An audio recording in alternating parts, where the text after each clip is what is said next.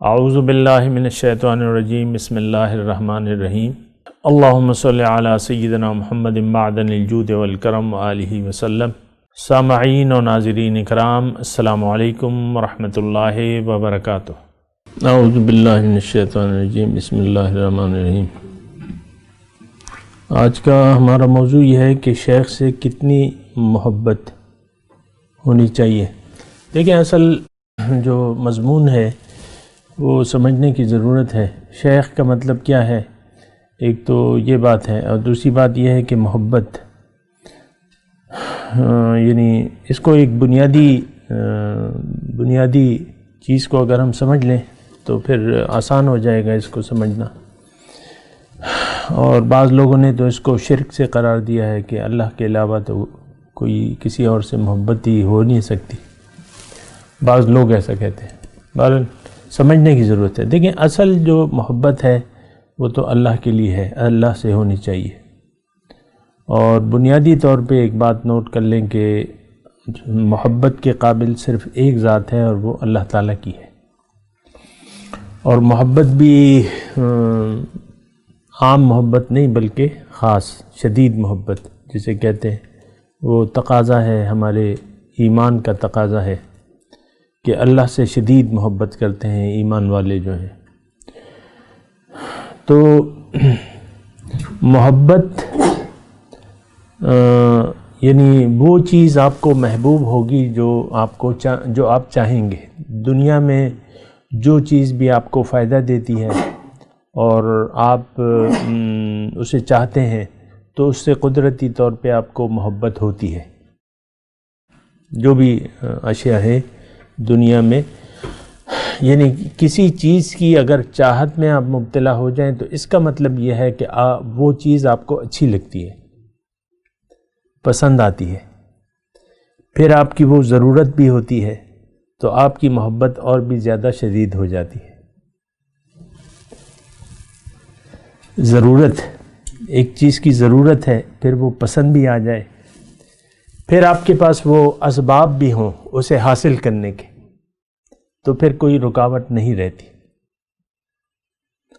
ضرورت سب سے پہلے جو ہے، ضرورت ایک چیز کی آپ محسوس کریں گے تو اب مثال کے طور پہ ایک بچہ ہے، 1 سال کا بچہ ہے، اس کے سامنے آپ اگر مختلف قسم کے پھول پیش کریں تو اس کو تو کوئی اندازہ نہیں ہوگا کہ اس کی خوبصورتی یا خوشبو سونگھنے کا، بچہ ہے نا۔ تو وہ پھر کچھ یعنی وہ سونگھنے کی بھی کوشش نہیں کرے گا پھول کو، بچہ ہے۔ تو یہ آپ لگا لیں، یعنی آپ کو ایک چیز کی ایک تو ضرورت نہیں ہے، پھر چاہت بھی نہیں ہوگی۔ بچے کے سامنے ویسے ہی آپ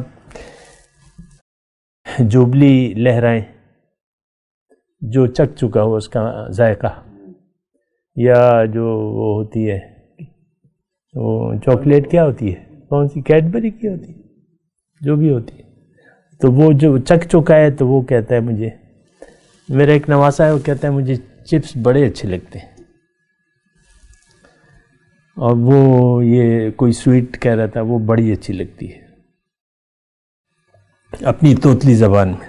تو مجھے اس کا یہ انداز بڑا پسند آیا کہ کچھ تو ہے جو اس کو اچھا لگتا ہے۔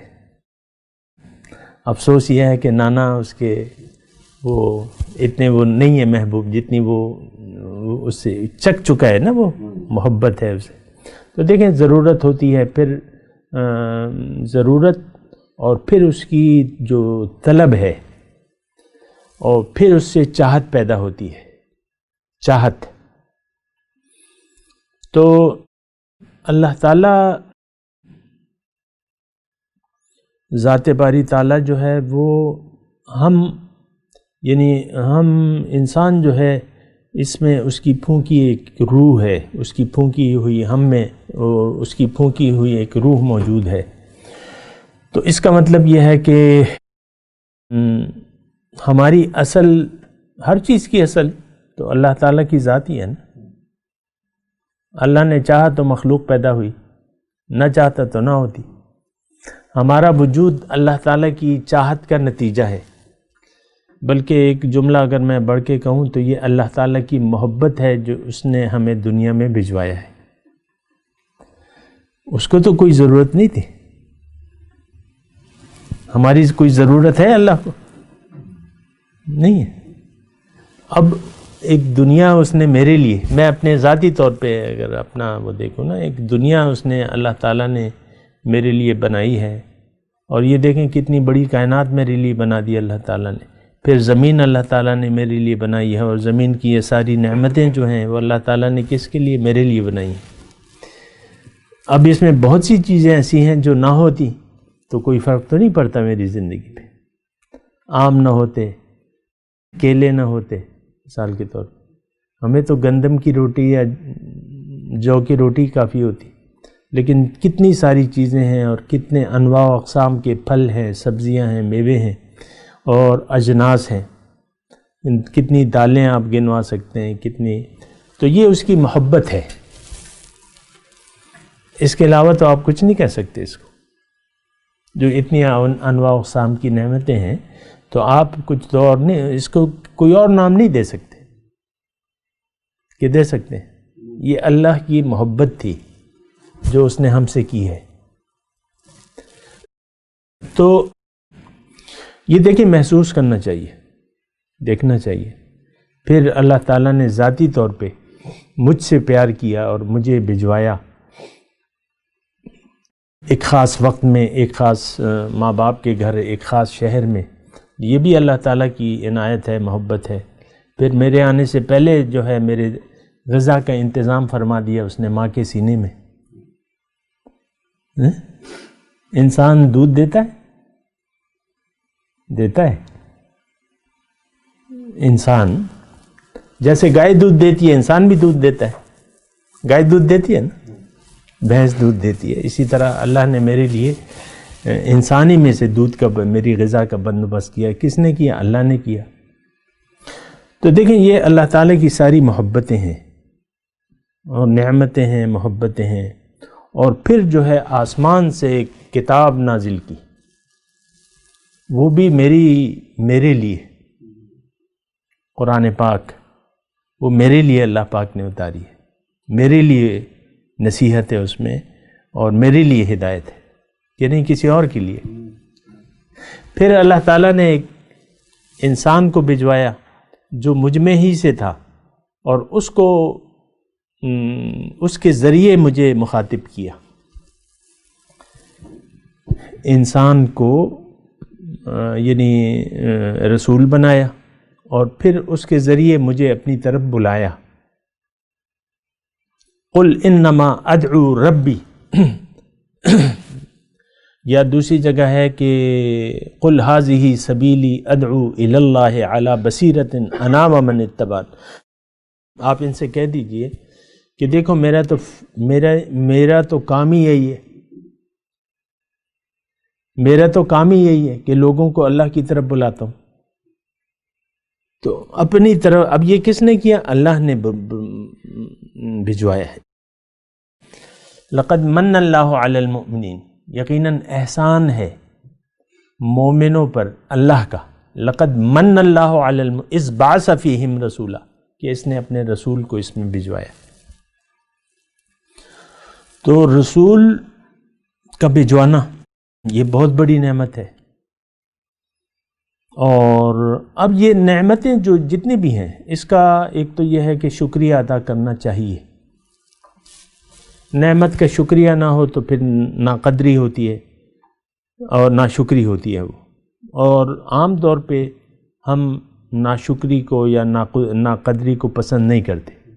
آپ کا اپنا بچہ آپ کے سامنے کھڑا ہو جائے اور آپ پہ آپ کا اپنا حکم چلانے لگے، یا آپ کی لڑکی جو ہے آپ کے آگے جو ہے رکاوٹ بن جائے، یعنی جو بھی ہے آپ کا حکم نہ مانے، تو پھر آپ کو اچھا تو نہیں لگے گا.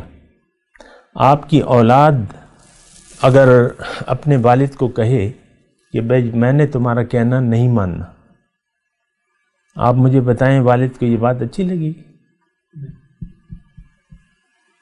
میں نے تمہارا کہنا نہیں ماننا. ابو تمہارا بس آپ جو کہہ رہے ہیں وہ غلط ہے. تو شکر گزاری کی میں بات کر رہا ہوں. شکر گزاری بنتی ہے. دوسری بنتی اس لیے بھی ہے کہ ہم جو زندگی گزار رہے ہیں اس کا ایک نتیجہ لازمی ہوگا. عقل یہ کہتی ہے کہ اس کا ایک نتیجہ ہونا چاہیے. عقل کہتی ہے، عقل مانتی ہے، کیونکہ جو بھی اللہ تعالیٰ کی باقی مخلوقات ہیں اس کا نتیجہ ہمارے سامنے ہے، اس کا مقصد اور اس کا نتیجہ ہمارے سامنے ہے. عید الاضحیٰ کے دن آپ لاکھوں جانوروں کی قربانی کر دیتے ہیں، ختم ہو جاتی ہیں، اس کا مقصد پورا ہو جاتا ہے نا. کائنات کی ہر ایک تخلیق کا مقصد پورا ہو رہا ہے. انسان کا مقصد اول تو ہمیں پتہ نہیں چلتا، بے مقصدی زندگی گزارتے رہتے. ایک یہ بات ہمیں تو پتہ ہی نہیں چلا کہ بھئی یہ سوال ہی نہیں اٹھتا کہ میں کون ہوں اور کیوں ہوں، اللہ نے مجھے پیدا کیوں کیا ہے. یہ سوال ہی نہیں آتا ہمارے ذہن میں. ساری زندگی یعنی دنیا کے پیچھے ہو کے، دنیا کے ہو کے ہم گزارتے رہتے ہیں اور اسی کو کامیاب سمجھتے ہیں جس نے زیادہ کما لیا، کھا لیا، پی لیا، جی لیا. تو بات کریں گے ایک وقفے کے بعد. وآخر دعوانا ان الحمدللہ رب العالمین. مولاي صل وسلم دائما ابدا على حبيبك خير الخلق كلهم